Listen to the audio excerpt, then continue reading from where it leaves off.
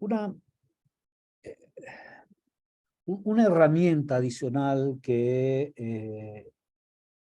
en ocasiones se ha utilizado y no solamente en el pasado, sino recientemente, incluso en economías manejadas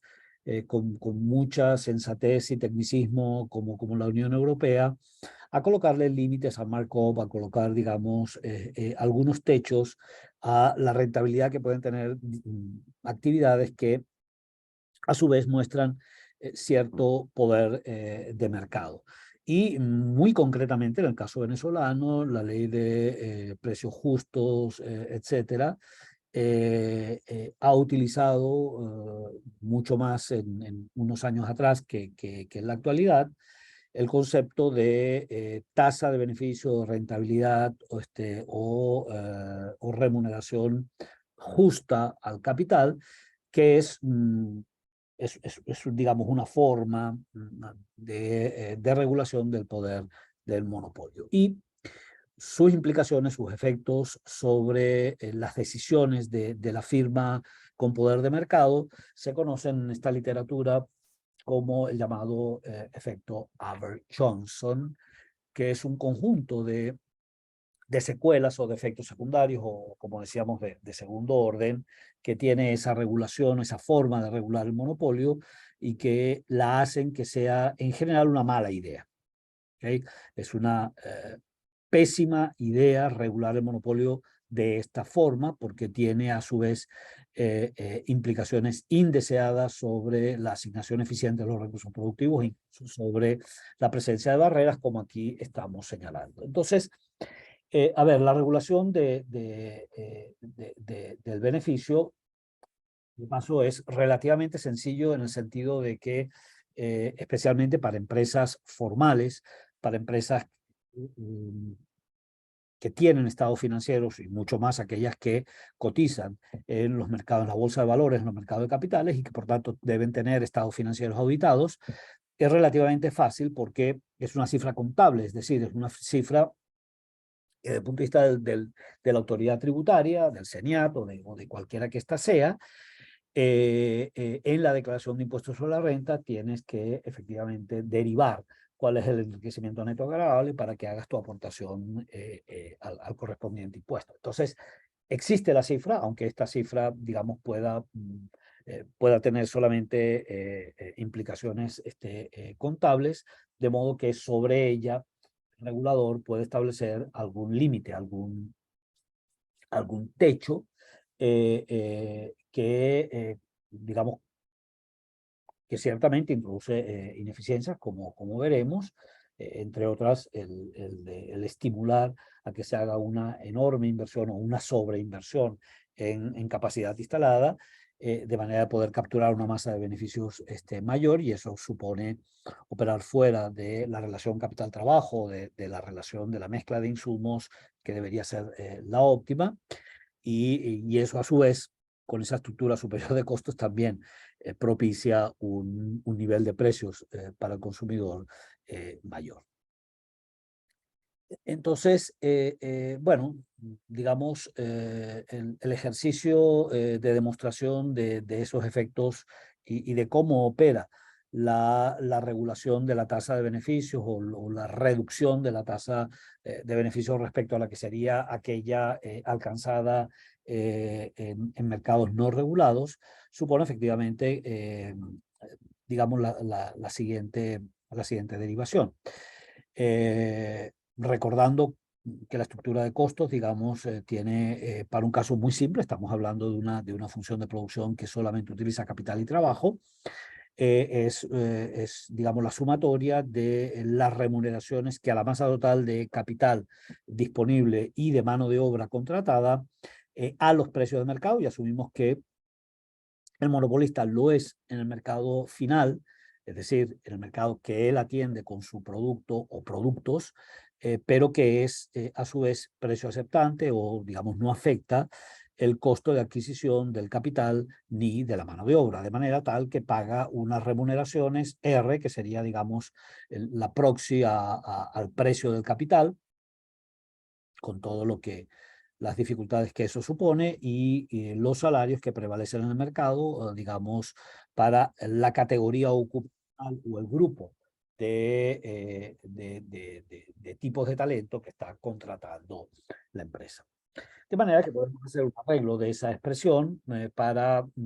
aproximarnos a lo que sería el retorno de ese capital, el ROE, como medida contable, o el ROA, que no es otra cosa, digamos, que las siglas de Return on Equity o Return on assets, que serían, digamos, dos medidas alternativas de, de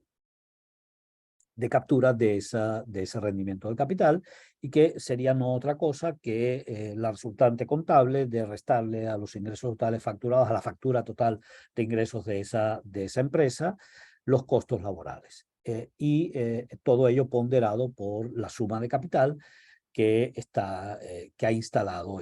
y que está utilizando esa firma. De manera tal que ese retorno pues sería, digamos, ese exceso sobre los costos laborales de ingresos medidos por unidad de capital. Y pensemos que, o digamos, razonemos como si el regulador, que está viendo el estado financiero, que está viendo lo que sea, un ROE de 30% en términos reales, es decir, por encima de inflación, o asumiendo que la economía no tiene inflación, y considera que esa rentabilidad es excesiva. ¿Por qué? Miren, sorpresa, no sé, no sabemos. Porque eso nos conduce a una noción de rentabilidad que es una noción, es un concepto y es una medición, es un KPI bien complicado de establecer. Y decir, bueno, pero a ver, qué sé yo, el ROE promedio de la banca latinoamericana es tanto, cualquier cosa por encima de eso debería ser considerado como una señal de poder de mercado, o debería ser considerado mucho peor en términos conceptuales un ROE excesivo, un ROE desmedido, injusto, inmoral. Y cuando ya vamos deslizándonos hacia ese terreno de la ética, pues bueno, nos vamos 500 años atrás al concepto de justiprecio, de precio justo, de precio moralmente aceptable de los escolásticos de San Agustín, etcétera, o incluso mucho más allá de Aristóteles, que son conceptos que han preñado la cosmovisión que se tiene. No me gusta el término judeo-cristiana, pero sí es una visión muy de la iglesia y muy de la Edad Media, el hecho de que hay algo así como un precio justo y hay precios injustos. No hay nada de eso. Hay precios formándose en condiciones competitivas, otros en condiciones no competitivas, utilizando, digamos, todo el poder de mercado que se tenga o careciendo de este,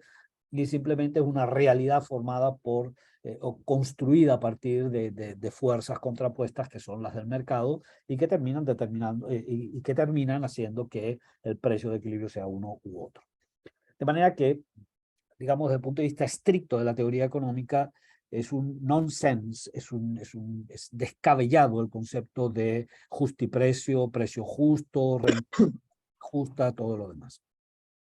Pero asumamos que por alguna razón, inspirado en Dios, inspirado, digamos, en el pozo del café,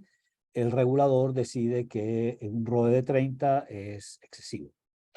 De manera que le coloca un techo, le coloca un cap, un límite a ese que debería, pues por supuesto, para que tenga algún sentido,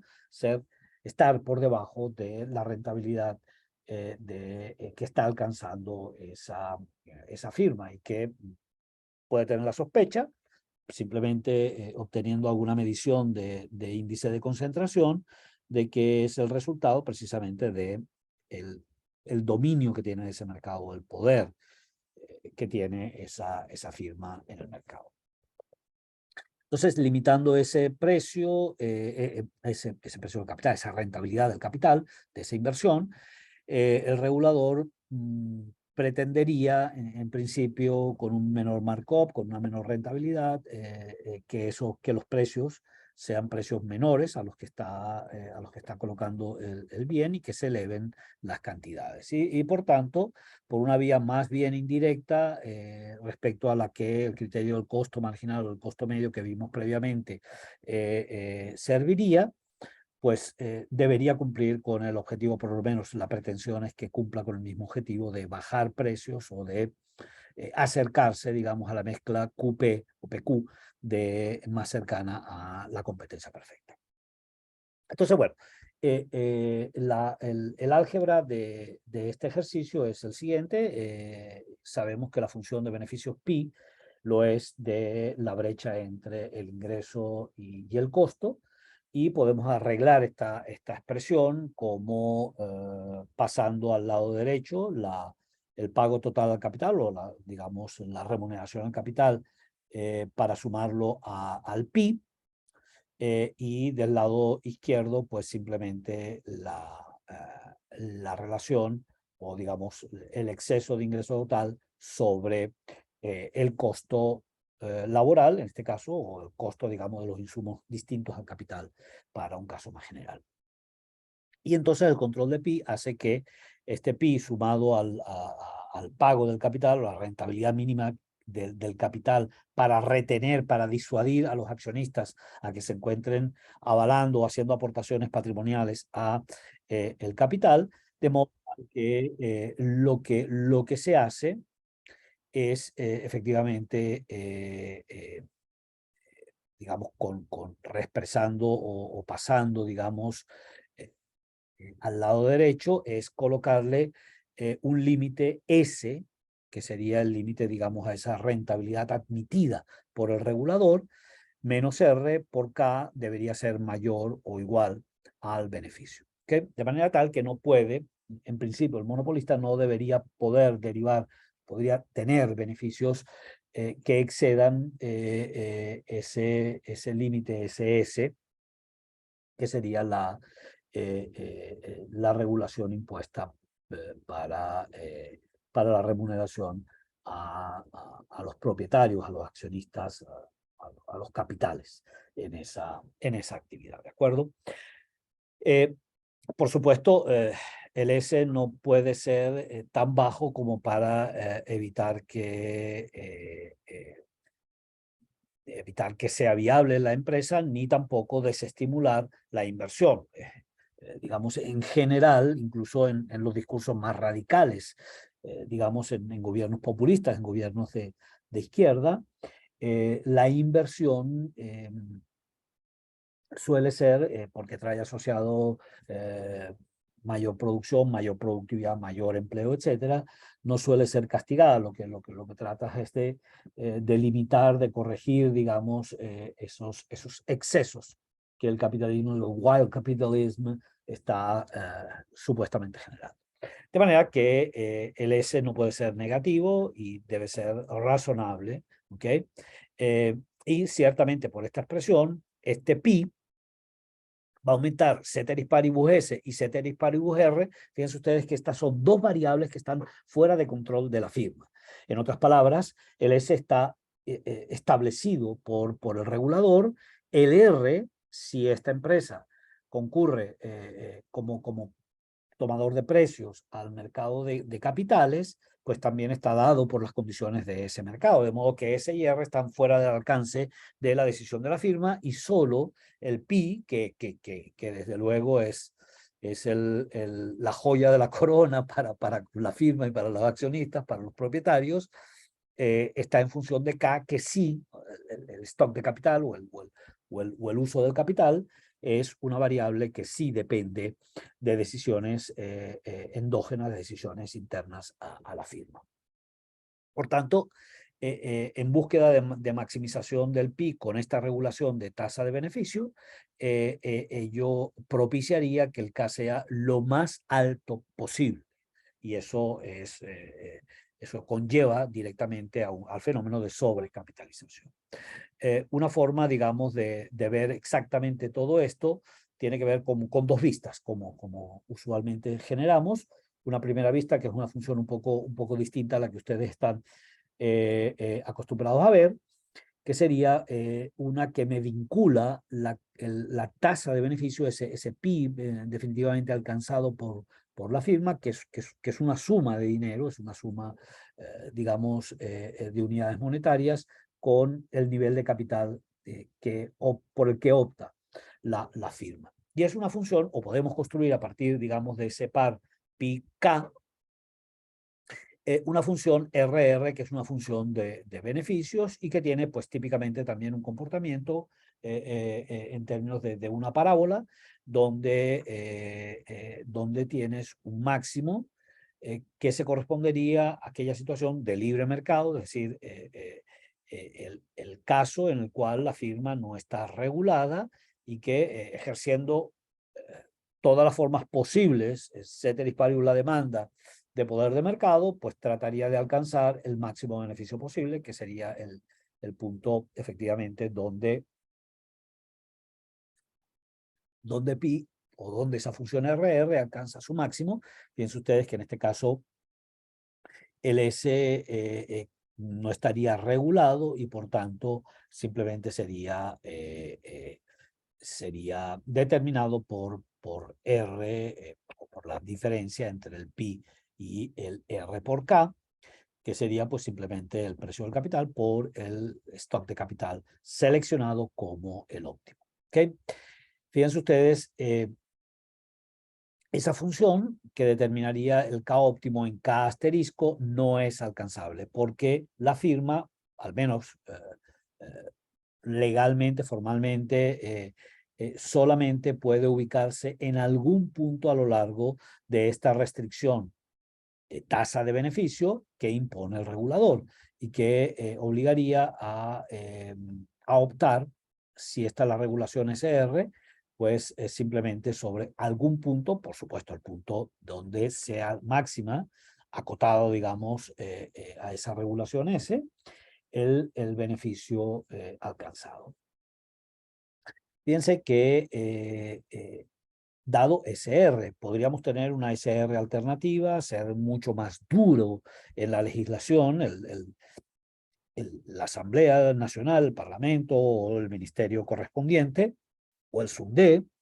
y decir, no, mira, la tasa ROE no debería ser 10%, sino 5%, 2%. Y eso llevaría, digamos, a que la restricción presupuestaria se moviera hacia un radio vector de menor tangente trigonométrica, es decir, hacia niveles o localizaciones en la función RR que propician todavía más la sobreinversión de capital, porque llevaría un KR, digamos, ajustado a la regulación a la derecha de este KR, ¿de acuerdo? De modo que ciertamente con esa regulación nos alejamos del óptimo de libre mercado y nos acercamos a un nivel KR que se encuentra sesgado, se encuentra alejado o con una cierta desviación del K óptimo. Entonces, digamos, la gran lectura de esta forma de pretender regular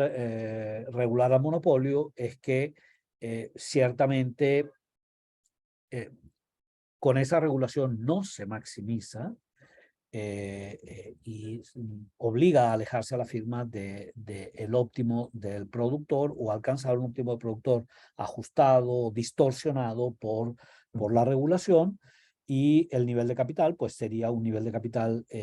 superior KR al K asterisco que en ausencia de ese control se establecería, lo cual vamos a ver en la lectura del gráfico de abajo. Va a producir fundamentalmente dos cosas. Va a producir como efecto el hecho de que te aleja a la firma de la estructura de mínimos costos y por tanto del uso más eficiente posible de las combinaciones de capital y de trabajo, y en segundo lugar propicia, como vemos, un nivel de capital y un tamaño de planta en consecuencia mayores en la medida en que sea más grande la empresa. Y ojo, eso sin asumir ninguna función de de costos que suponga economía de escala, etcétera, simplemente un tamaño de planta mayor que hace a su vez que también la barrera a la entrada, en la medida en que se requiera más capital, en la medida en que se requiera una capacidad instalada o construir una capacidad instalada contra una firma que ya está en el sector y que la tiene efectivamente y que la ha pagado o está pagándola, hace que, de nuevo, la porosidad que pueda tener este mercado es mucho menor en presencia del efecto Average Johnson de lo que sería sin este. Entonces, estas son consecuencias claramente indeseadas, son, digamos, como sorpresas desagradables que el regulador se puede llevar, se puede llevar por delante. No se la llevaría si fueran alumnos míos y, por tanto, si hubieran estudiado algo de teoría microeconómica y desde los 60 estarían conscientes de ese caveat, de esa irregularidad, de esa anomalía y de ese efecto perverso que puede tener la regulación de monopolio. Fíjense que en el caso de abajo estamos dibujando una isocuanta cualquiera, estamos en el plano ahora no pK, sino KL, es decir, en el espacio cartesiano de uso de los factores productivos y de un mapa de isocuantas del cual solamente hemos representado la azul, que nos diría las distintas combinaciones de capital y trabajo que permiten alcanzar un mismo nivel de producción. Si los precios de mercado son los dados por la pendiente de la función de la línea recta RR, que sería un cierto WR, es decir, la relación de precios factoriales, salario, rentabilidad del capital o costo del capital, se estaría ceteris paribus alcanzando los mínimos costos dado el nivel de producción, si resolvemos por el dual o por el primal, a maximizar el Q para un ceteris paribus con la restricción lagrangiana de unos costos constantes en el punto A. El punto A supone el optar por una relación capital-trabajo como la del radio vector KL sub 0, que me permite efectivamente